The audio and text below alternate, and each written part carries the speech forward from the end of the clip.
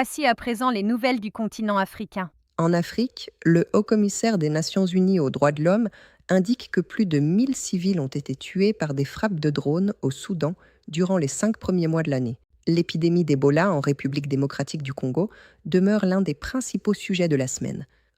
Africa CDC avertit qu'elle pourrait devenir l'une des plus graves jamais observées si les difficultés de traçage persistent.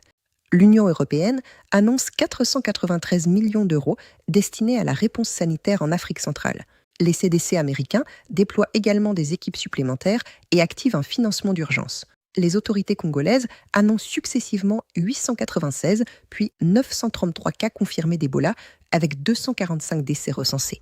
Africa CDC précise que moins de 10% des 910 millions de dollars promis ont effectivement été reçus.